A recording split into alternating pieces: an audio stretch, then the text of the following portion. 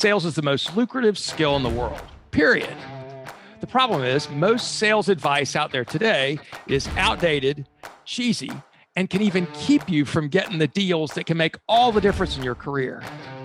This is the No BS Sales School, a podcast for entrepreneurs and salespeople who want to master the skill of selling without all the BS.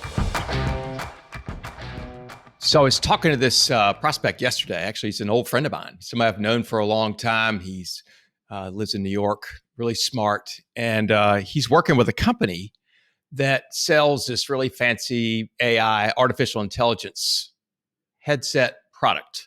This, by all accounts, is pretty freaking badass. And he called and said they needed help with selling it. And I said, well, tell me what's going on. And he said, Walker, we got this cool thing that works great, and we are evangelists. I mean, we believe in it, and we love it, and we're able to tell the story about how great our shit is. I said, wow, that's awesome. I said, what's the problem? He said, people aren't buying it. I said, they're not buying what? He said, they're not buying our evangelism. He said that they seem to not believe us. And so we talked about that for a while, and I asked him to kind of give me the pitch, and he did. And boy, you can hear it in his voice. You can hear it in his coming from his heart, how much they believe in what they sell.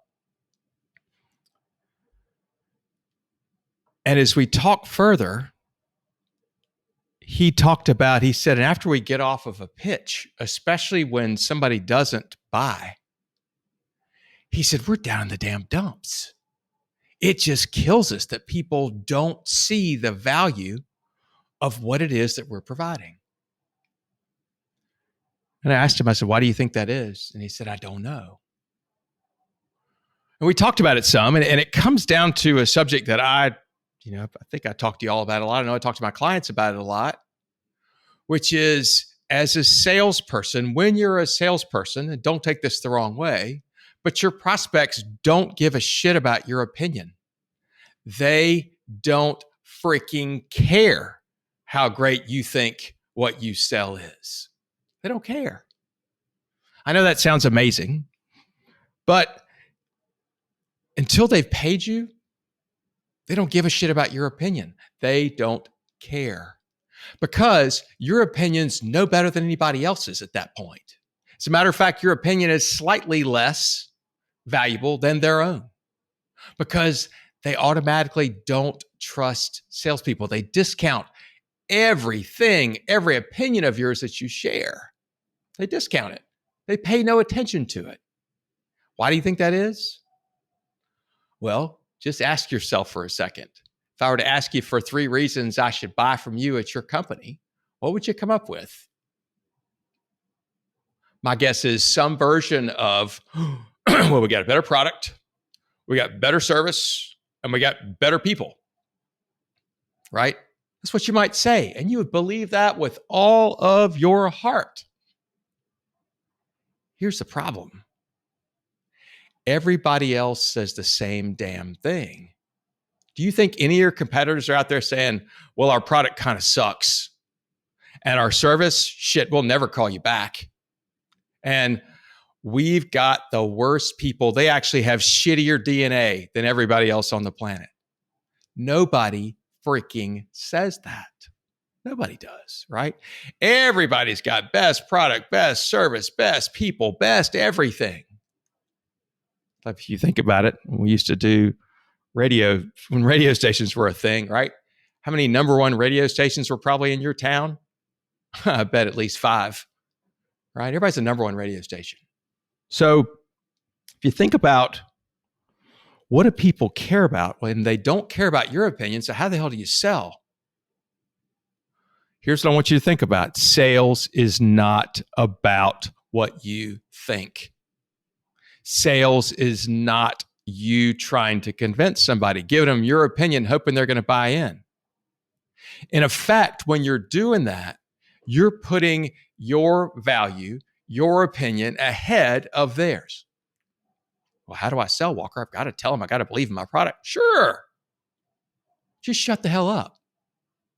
Here's what you need to do. Don't go to a conversation to convince. Don't go on a sales call to educate and convince. No, you're not going to do yourself any good.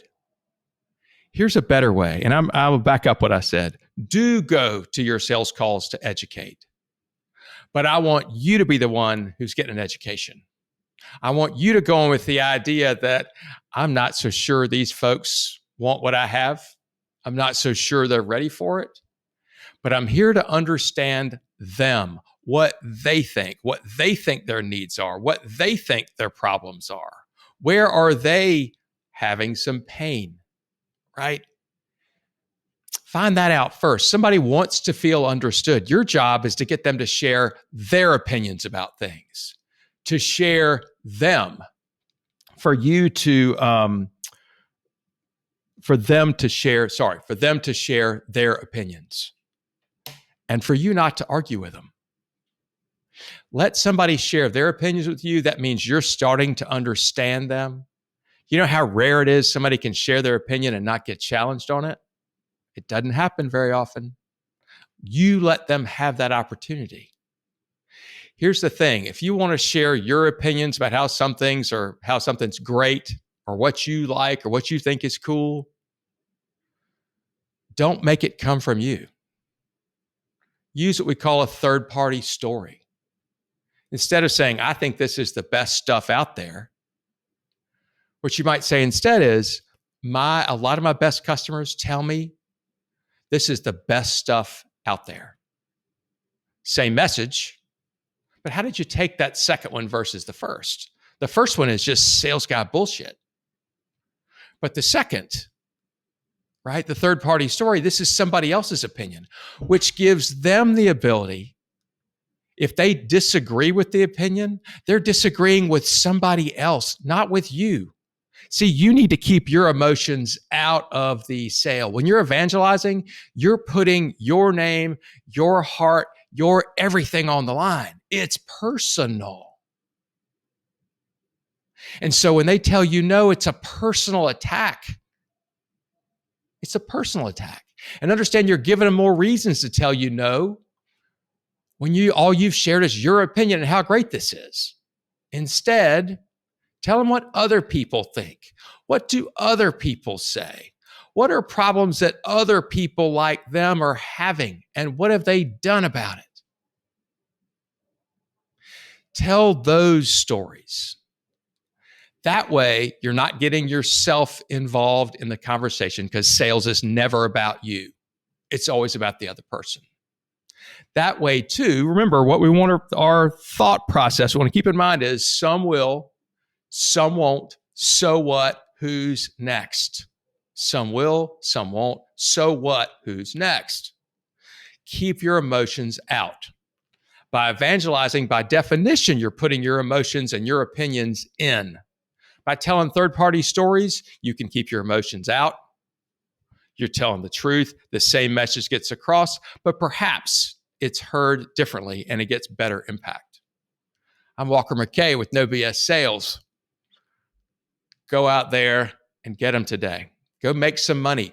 Be uncomfortable. Call that person today.